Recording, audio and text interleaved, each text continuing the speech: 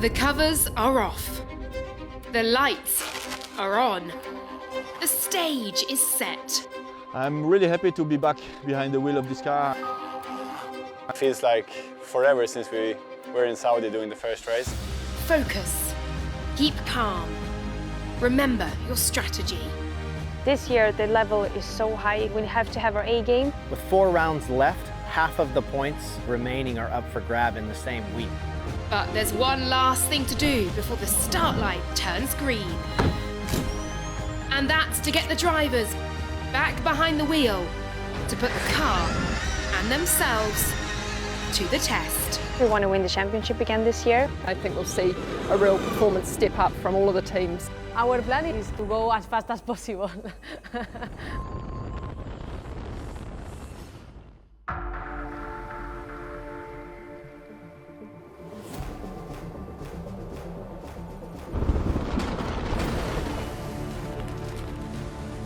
Ready to check, Fernando?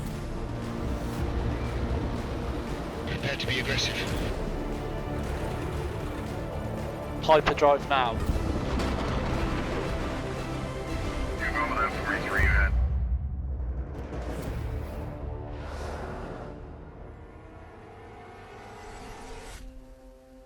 This time on Electric Odyssey. Extreme E's teams take to rally tracks across the globe to test their cars ahead of the Island X Prix doubleheader. Not only is it the first time that drivers are back in their car since the first race of Season 2 in Saudi Arabia, it is also the last time that the team's engineers can make any last-minute changes to the vehicle. So there wasn't a moment to waste.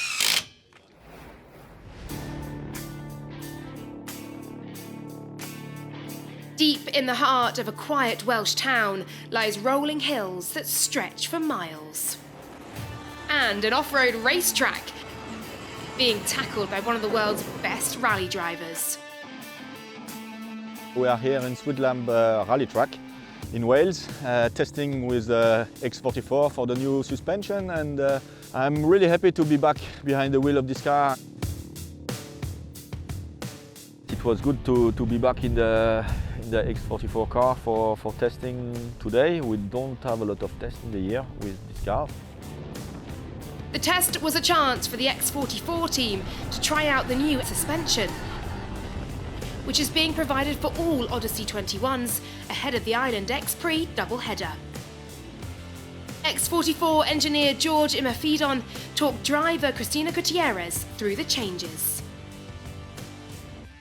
Well, George, what is the big difference between these dampers and the old one? In the front, we still have one single damper, but in the rear, we have this normal damper with the spring and the external bypass. The biggest difference is that the range, so if you look at the damper curve, the range is significantly higher, so much more stiffer, so closer to what you might be, used to driving. Better in terms of last season for sure, the first damper that we had and the second damper, so there's more ranges for us to be able to alternate between. It's a good change overall. It gives us more choices at different tracks. It's more of a challenge for us. Yeah.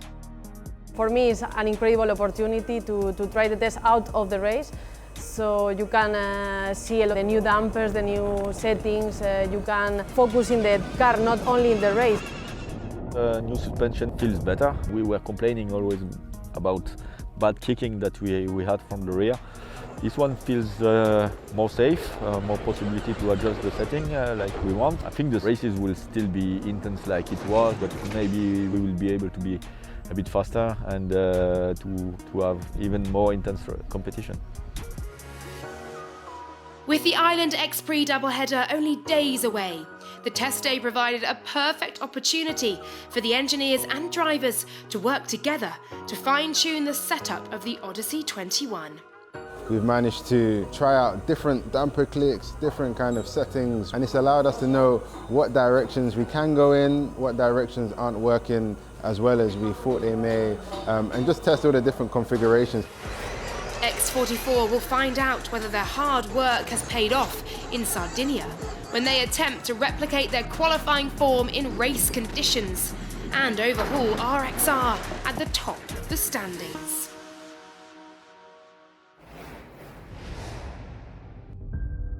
The unique course for the Island X Prix produced some memorable racing during the championship's first visit to Sardinia in Season 1. With various lanes to choose from off the start and a tricky water section, the action was more unpredictable than ever. Semi-final 1 saw championship contenders Andretti United and X44 collide, resulting in terminal damage to both cars. Looks like there's damage to the Andretti United car as well, so they're just going to have to drag this round if they can at all. This left Chip Ganassi Racing to cruise to victory, while X44 also progressed by virtue of a penalty for Andretti United. After a steering failure for Acciona Sites, Rosberg X Racing and Apt Cupra advanced from semi-final 2. With one place remaining in the final, Kevin Hansen got the jump on Veloce and Excite Energy to take the lead in the crazy race. Christine GZ crashed out while battling with Stefan Zarazin before he himself had a huge moment. Oh! Zarazan's rolled! It's one of the biggest accidents of the season! He walked away, but it was JBXE through to the main event. The 5-car final saw Chip Ganassi Racing lining up in their first showpiece alongside JBXE, X44, RXR and Apt Cupra to decide who would lift the Island X Prix trophy. We are off. Oh, it's a stall start for the Apt Cupra team. They're going nowhere. X44 out to the left. Is there going to be contact? Yes, a bit of contact there before JBXE and RXR. But if you just look through, Leduc and Price have gone, and they have gone fast. A very different line. They need to cut back to the left to go through the waypoint. Look at that, sliding through with this Segui TV team. With Carl Leduc pulling away from the rest of the field, Sebastian Loeb was pushing hard to catch the American. But yet again, luck just wasn't on X44's side. Globe steering is broken. X44 are out in the championship fight. 4 top qualifiers and no results. Leduc was flying and handed over to Sarah Price with a 45-second lead. But just like X44, they suffered the wrath of the Island X Prix course. No! Broken steering. Segui TV Chip Ganassi Racing. The steering is broken. This is unbelievable. No! With others falling by the wayside, RXR inherited the lead and took the race win comfortably. Chris Dobson and Taylor take their 3rd win of the year and with a commanding lead in this Extreme E Championship. Apt Cupra came home second for their first podium. RXR's 3rd win of the year gave them an almost unassailable lead at the top of the standings heading into the final race of Season 1. Will anyone be able to topple the current champions in Season 2?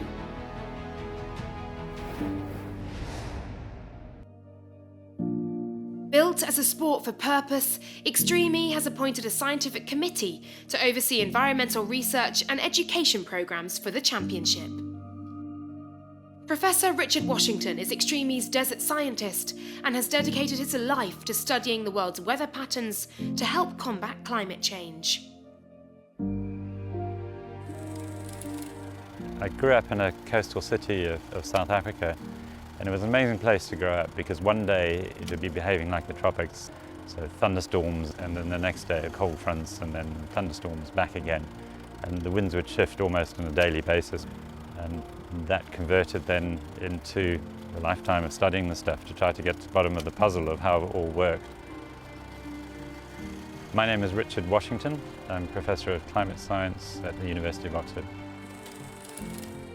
Looking back, one of the real game changers in my career was the simple act of buying a very old and half-broken 1969 Land Rover and heading out into the wilderness, into the deserts of southern Africa.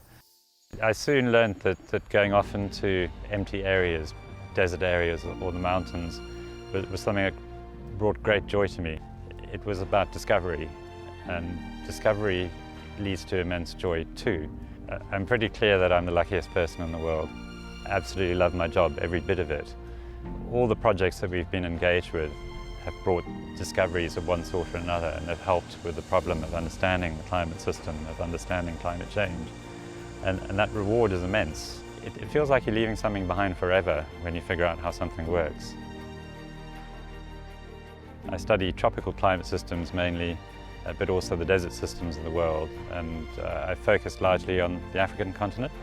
Africa's got about 17% of the global population, and historically it's responsible for less than 0.5% of global greenhouse emissions, cumulative emissions. And it's often said that Africa is going to be hardest hit by climate change. So I feel that sense of responsibility really to figure out how that climate system works and how it will respond in the future so that people can be forewarned and adapt as best they can. For years and years as a climate scientist we were spreading doom and gloom without solution to hand. And Extreme E for us has been an absolute breath of fresh air because it holds the solutions in its hands and it's spreading the word like we can't as climate scientists. The number of people that are engaging with it and tuning in and so on is just wonderful to see. So it's been a spectacular platform. There's no doubt that I've been driven along by a deep appreciation of nature and its capabilities. It's taken billions of years to develop. It's not something we as humans can make. Looking after this greatest gift that all of us have ever had is a responsibility that we individually cannot shirk. It's the most important thing in my mind that we can do as humans.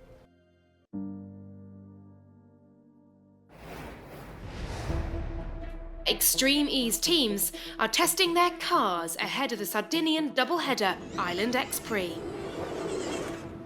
RXR were in Germany at the famous Nürburgring for their testing, and they were joined by a familiar face. Nico Rosberg, team owner of RXR and 2016 F1 World Champion, was on site to get up close and personal with the RXR machine.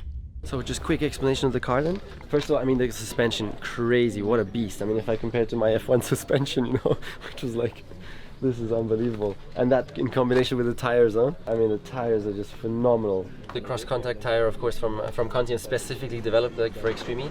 And the special thing here is just one tire for everything. So from the desert in 40 degrees to the snow rain in Greenland where it's like 0 degrees, this tire will do everything and have maximum grip also in all those different circumstances and conditions. So you can see here they've had to reinforce the whole rim because there's been so much load from this tire just to keep the tire on, you know, it has so much grip. And really cool also that they really try and use sustainable ingredients. So here they've done 60 recycled PET bottles for each of the tires, and also they use rice husks for some of the ingredients, you know, so for some of the materials, so that's really good progress.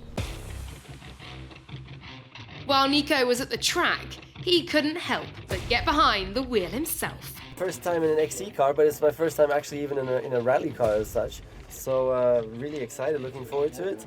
And I'm just finding out that like my seating position is awesome because it's like a compromised seating position, you know, for Michaela and Johan. So for me, it's the perfect fit. So this is a great start. Okay, good. Ready to go. Ready? Yeah. Okay, let's do it. Show me what the car can do. Oh yeah. I think it will be a challenge, but I think he will enjoy, and he will enjoy to be back in a race car, and I think he will be all right. Maybe the first lap is not going to be the quickest lap. I think he will try to sense the car a bit. I think he's pushing now though, so it's good. Crazy! It's a tech! Oh, unbelievable! What a beast! Oh my goodness! James! Actually made the corner. It's very fun to see Nico driving. It looked like he really enjoyed it, so that's great. It is very different to circuit racing. I mean, I did mainly circuit racing before, and then coming into Extreme E was a different world. So I can just imagine how it is coming from Formula 1 to Extreme E. How crazy cool? How cool is that? It is, right? That's insane. That's really cool. I'm really impressed. What a tank! I've never driven something like that before. You just do not care. You know, it's like whatever comes, let's go. It's insane.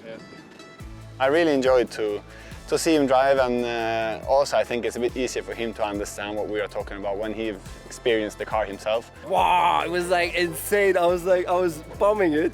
And I've never driven an off-road tank like that before. Literally, whatever comes, it's just keep it flat, it will take anything. Was madness out there, it was proper cool. Obviously he's a driver, so he knows you know, looking for details and looking for the feeling of the drivers to be comfortable in the car, to be able to push. But it's always easier for him to understand as well when he's tried the car. And I think you can see that it was flat out by the look of the car. I mean, I pushed like hell. And I must say also, I mean, the Continental tires work beautifully. Huh? I mean, the grip is impressive, so that was really cool to see as well.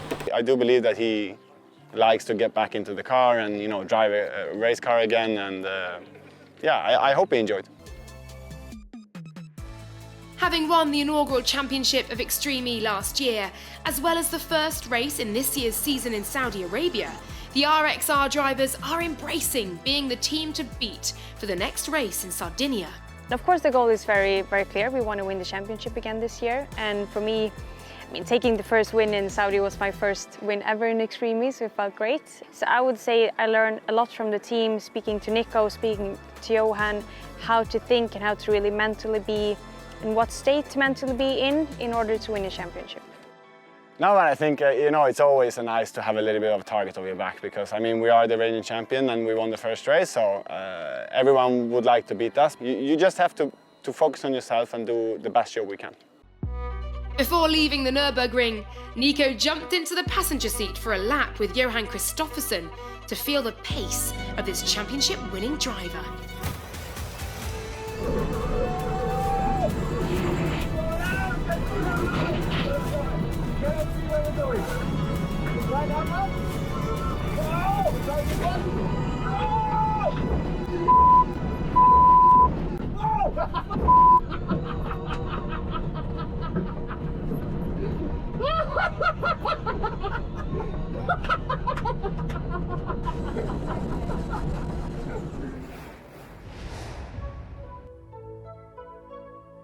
Of all the Extreme E teams, McLaren have had the fewest runs in the car, having joined the championship for Season 2.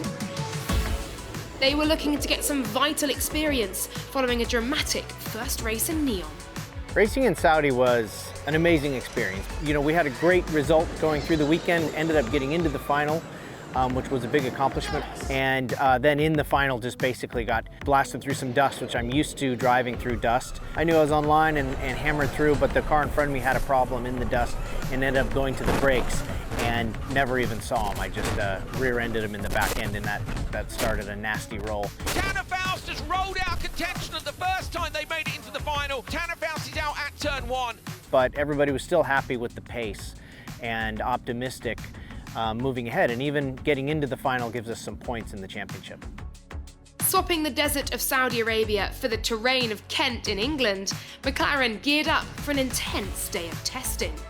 Here we are in South England in Herne, just starting day 1 of testing. It's 9:30 in the morning and we've already done a couple of runs, already making some changes to the car.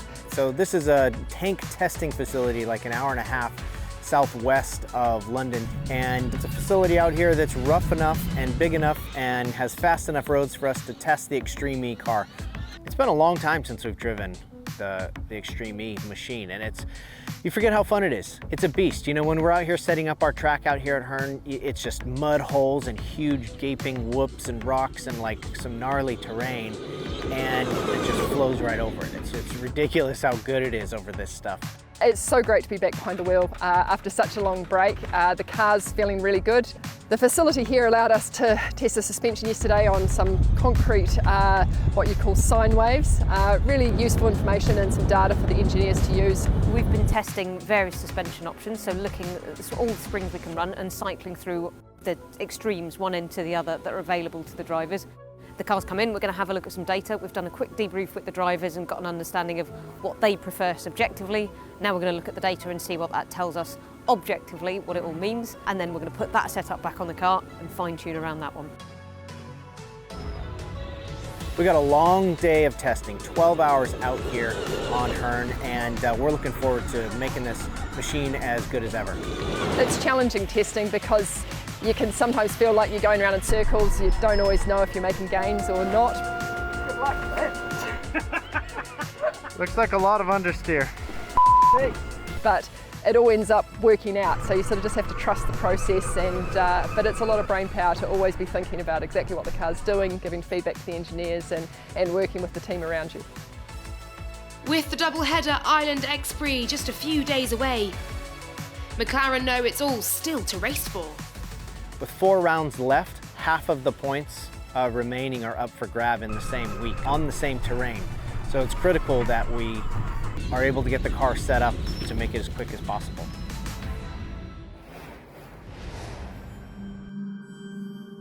The Extreme E field will be battling hard in the upcoming races, but for one driver in particular, the stakes will be so much higher.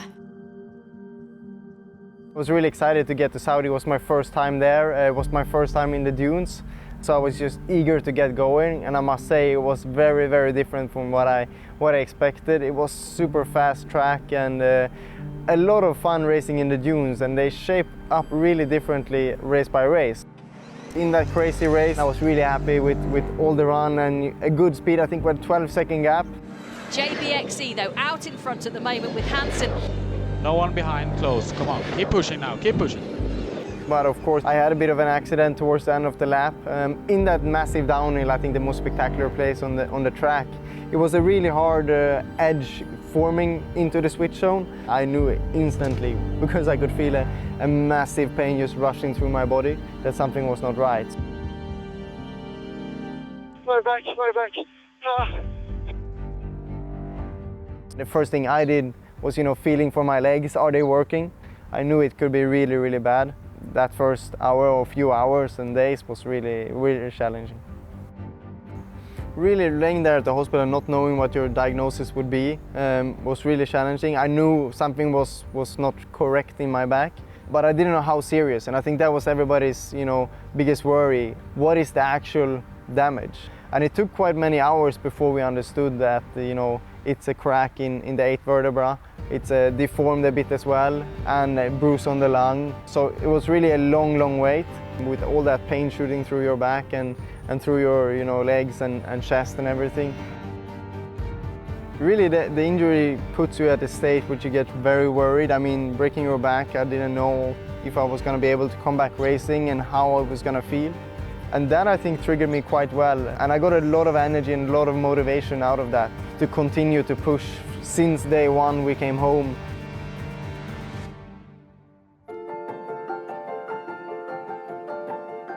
I just went for my first walk and I'm just so happy to be able to do that. I mean, there's so many people out here with back injuries that didn't have that luck, and I'm just so happy to be able to walk down to the water here and do that. My first time behind the wheel again after the accident, I think, was at approx 6 weeks mark. We did this shoot with Wings for Life, actually, with the spinal cord injury program. Just felt like it was meant to be. It was such a joy, and I remember, jumping back in again and feeling the sensations of the car, under me, in my hands, how it's working. I wasn't sure I was going to feel a lot of pain or not. It was for sure a highlight in my life. Hey guys, Kevin Hansen here, and it feels amazing to be out competing in the Wings for Life World Run, especially with that spinal injury I had myself. To fight for those who can't run, let's do it. Let's go, let's run as fast as we can, as far as we can together. Sardinia is really the first time I'm going to be back on track, competing against others, pushing myself and the car to the limits. And I think I really will be more ready than ever, and I really want to feel, through, mentally and performance-wise in your body, even better than I was going into Saudi Arabia. Acceptance that I'm chasing for something higher than just coming back has really, put me at a state that I really want to drive cars more than ever before. And just enjoying that because I can see and I could feel how close I was to losing it.